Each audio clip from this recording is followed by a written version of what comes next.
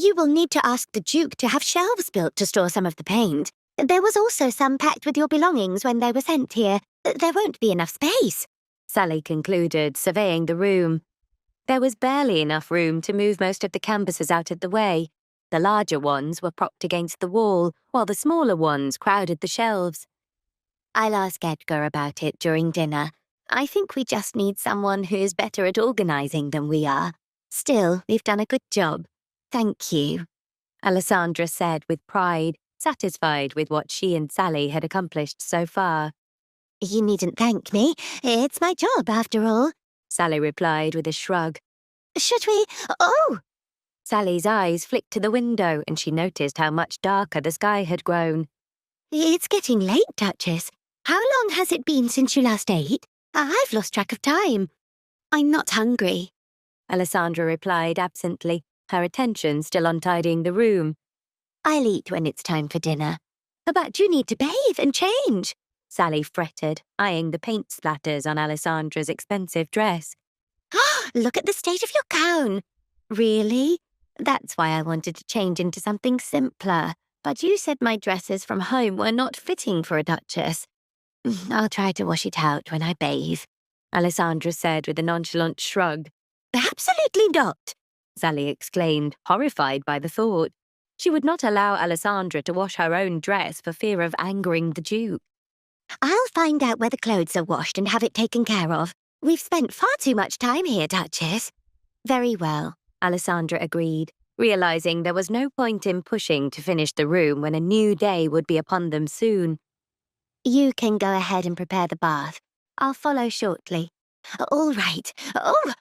Sally stopped at the door when she found the butler, Alfred, panting as though he had been running.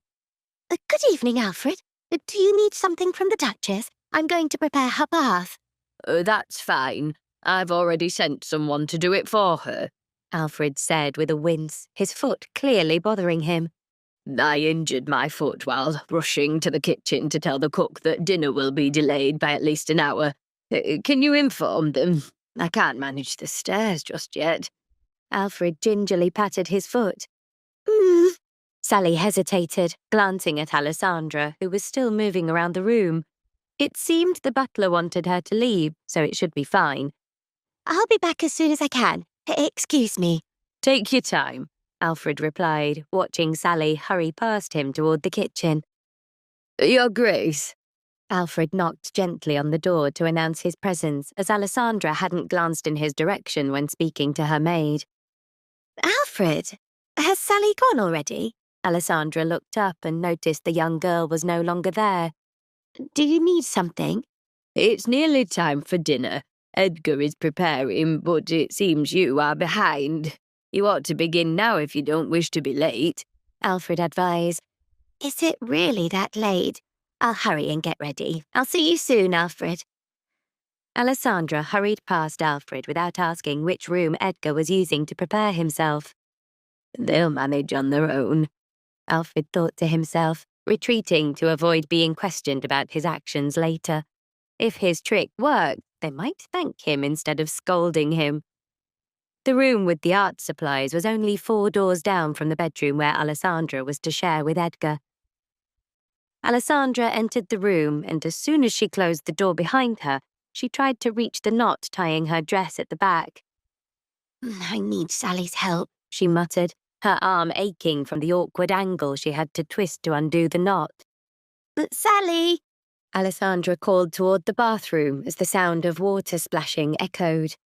Worried that Sally had fallen or caused a mess in the bathroom, Alessandra stepped toward the door. She didn't notice the glass by the bed, which would have revealed that someone else was already in the room.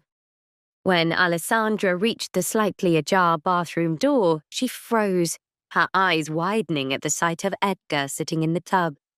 His left hand rested on the edge of the tub, revealing the toned muscles of his arm, usually concealed beneath his shirt.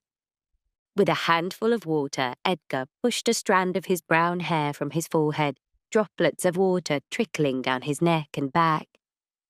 "This is wrong." Alessandra snapped out of her trance, forcing herself to look away. "I wouldn't want him to stare at me, yet I'm caught doing the same. I must leave quietly." Going so soon? Edgar's voice rang out, stopping her just as she began to turn away. You should take a look at your reflection in the mirror before you leave. It seems you enjoyed the show. I didn't mean to stare at you. Alfred must have mixed things up. He told me the bathroom was prepared for me. Alessandra stammered, her eyes darting anywhere but at Edgar. She could feel her face burning. There is no mix-up. We've both fallen victim to Alfred's little game. I can't be angry at him, though. I've had the pleasure of seeing my wife look at me with such longing, Edgar said, his voice teasing. I didn't mean to look at you in such a way, and there's no longing involved. I was just startled.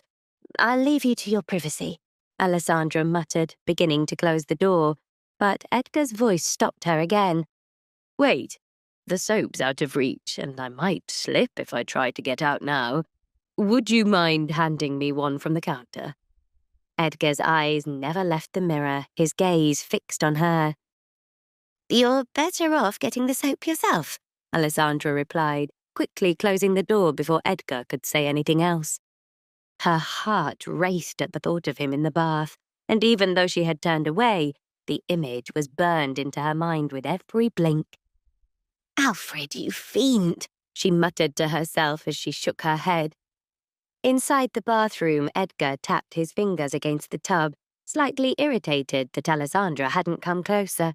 He only needed her to be within arm's reach to bring her near him. Unlike her, he had no qualms about his body. If she wanted to see more of him, he would have stood and shown her everything, or guided her hand into the water to get accustomed to a man's body. How will she handle sharing a bed with me tonight? Edgar mused to himself. She must learn to be comfortable, for these are the duties of a wife. I'm not the only one to miss out if she does not allow herself to exercise her desires. Edgar wasn't in any rush to make Alessandra his lover. They weren't ready for children yet.